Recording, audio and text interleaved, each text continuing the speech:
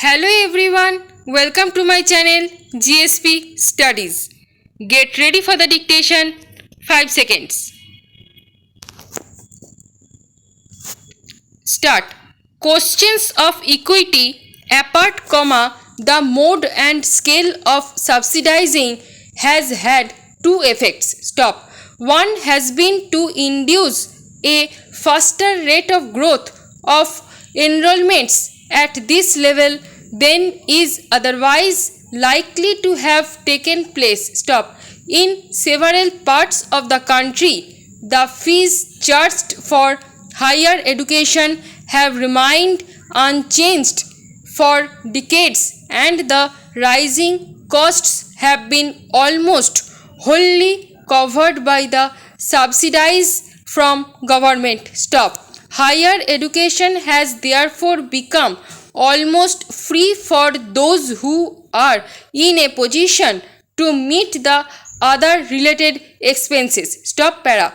The other effect has been to encourage in this sphere, particularly in the last decade, a kind of entrepreneurship with little commitment to the goals of higher education. Stop. Where the rate of subsidy is high, and the rate of the expenditure can be almost wholly covered by fees collected from students, a college can be started and run with very little exertion on the part of the sponsors. Stop. In Delhi, 95% of the excess expenditure of a college on all approved items over its income from fees is met by the University Grants Commission. Stop. The sponsoring body, whether it is a private agency or a local authority, needs therefore to cover only a very small fraction of the total expenditure on running a college. Stop. Naturally, there is no dearth of entrepreneurs for starting colleges with an eye on the patronage and inflation they can exercise through their control over them.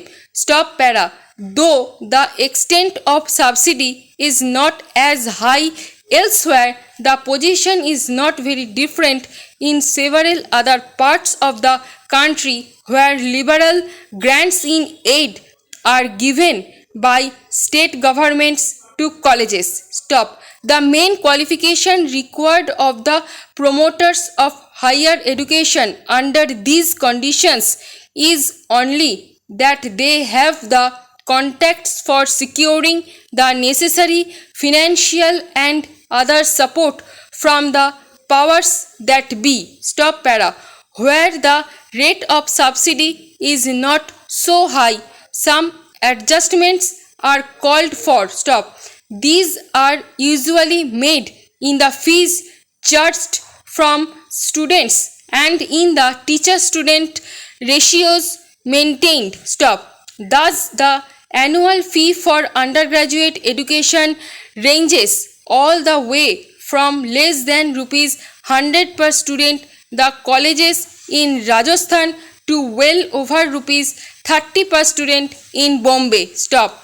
The average number of students assigned to a teacher also varies from as low as 12 in some areas to more than twice that figure in others. Stop. This subsidy has to be discontinued. Stop para. 2. This has usually a decisive impact at the higher levels of decision making and administration in the universities. Stop. For both the representatives of college managements and of teachers secure representation in the various bodies of the universities of which they form a part. Stop.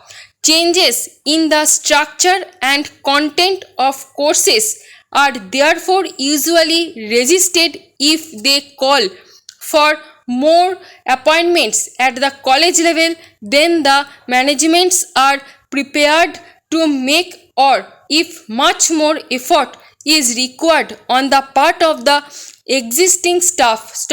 If any teaching is organized at the university level, as is generally done for postgraduate courses, the principle of representation has to be usually given considerable weight irrespective of academic considerations. The various sectional interests involved have to be taken into account also when examiners are appointed by universities, and sometimes even when the results of the examinations are declared. Universities as organized now are in fact highly vulnerable to pressures of various kinds. The representation given to colleges, the system of elections to the more important decision-making bodies, and direct dependence on government grants are all potential instruments for gaining inflation and exerting pressure within universities. It is not surprising, therefore, that when teachers and students are also free to participate in political activity, universities get affected very quickly by all the undercurrents and conflicts in the society of which they are a part.